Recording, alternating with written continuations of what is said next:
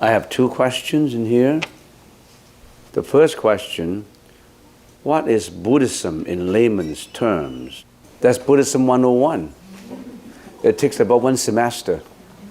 So how can I tell you what is Buddhism in layman's terms? It takes Buddhism 100. It takes about 3 months to study, and just you study after 3 months, you study just the superficial meaning of it. What is Buddhism in layman's terms? Buddhism is the teaching of the Buddha who existed in history 2,600 years ago, and he abandoned all his sensual pleasures and luxuries. He went into the woods to group with the philosophers in search of a higher meaning of life, which is more than just sensual pleasures. And he believed that there is something more to existence. He believed that there are certain things, there are certain methods to relieve oneself of suffering, the suffering of life and death and birth and aging and sickness and mental afflictions, jealousy, hatred, you name them. There's so many things that lead to suffering that an enlightened being can actually transcend it, these kind of sufferings. And more, he believed that humans can transcend death, life and death, because we've got to die, right? Anyone who doesn't have to die, raise your hand, please. You don't have to die, raise your hand. Anyone who does not have to be sick, raise your hand. You raise your hand, so did you have to die? No. You don't have to die? No. Oh, okay. Oh, yeah, of course. Neither do I. Yeah. So, you can't escape suffering. You can't escape aging, death, sickness. You can escape many, many things you cannot escape. He believed firmly in that. And of course, the Buddha got that message not just in the Buddha's lifetime. He practiced and practiced in previous reincarnations. He had been accumulating all this prashta paramita, all this wisdom, until at the end of his mortal life, or that life, 2,600 years ago, before he attained nirvana. Put it in another way, not taking a look at the history, taking a look at actually the meaning of it, and just give you a few sentences to summarize it all.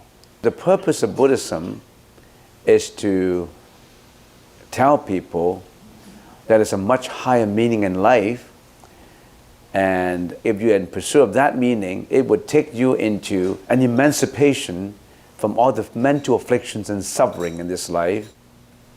Looking at it from a present perspective, if you follow Buddhist teaching from the present life perspective, you'll be more peaceful.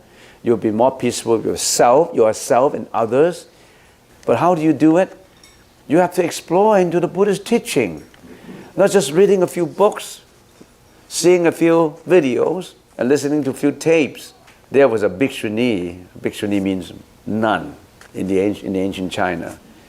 And she's been practicing under her teacher for many, many years, 15, 20 years.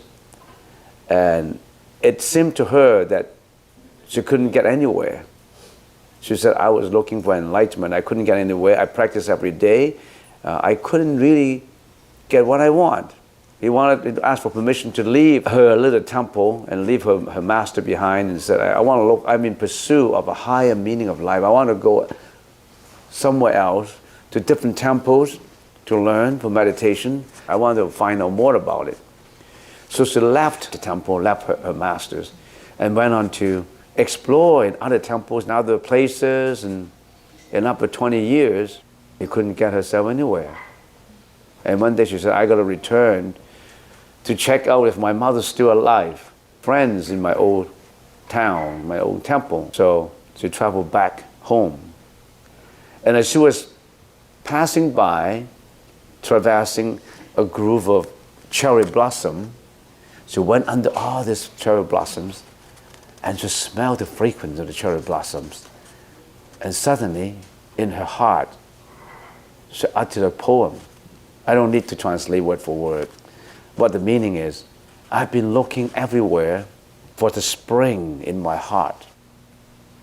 I look and look for 20 years.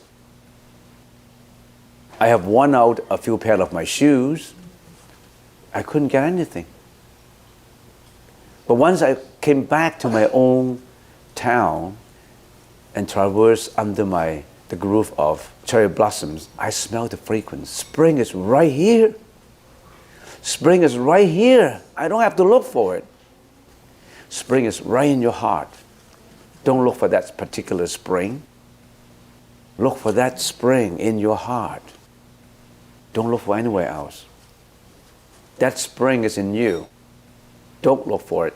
That God is in you. Don't look for a God outside. Next question. Is it true to say Buddhism is true peace or happiness comes from within? Do not seek it without. I just said it.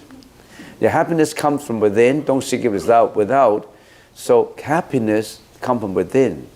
You don't have to seek without, but you still have to seek it. Don't look for it, but you still have to look for it. Don't look it for the outside, though. It's right here. It doesn't mean that, I don't have to look for it. I sit here and that's Buddhism, that's spring. I got the spring in me. Don't look for it. The spring is in you. The treasure is in you. How do you unlock that door in you? Where's the key? I forgot when I put my key. Then don't you have to look for that key first? Look at that key. That key is in the Buddhist teaching. Somewhere right there.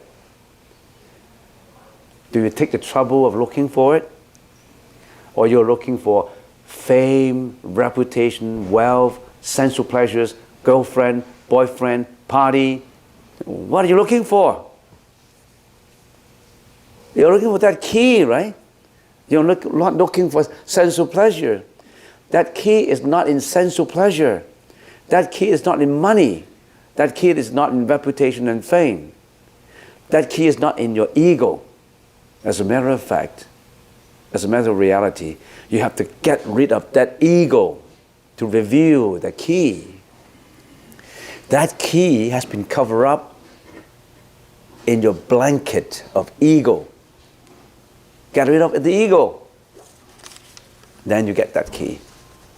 You got that pearl in you. It's been covered up. Clean up that pearl. Then it's one brightness. How does someone know, someone in the group of petitioners, that he has attained arhathood? Why do you have to know? Someone has attained, why do you have to know? Mind your own business. Why do you have to know? Sometimes there's more wisdom in not knowing than knowing. In not looking for knowledge than looking for it. You don't have to know.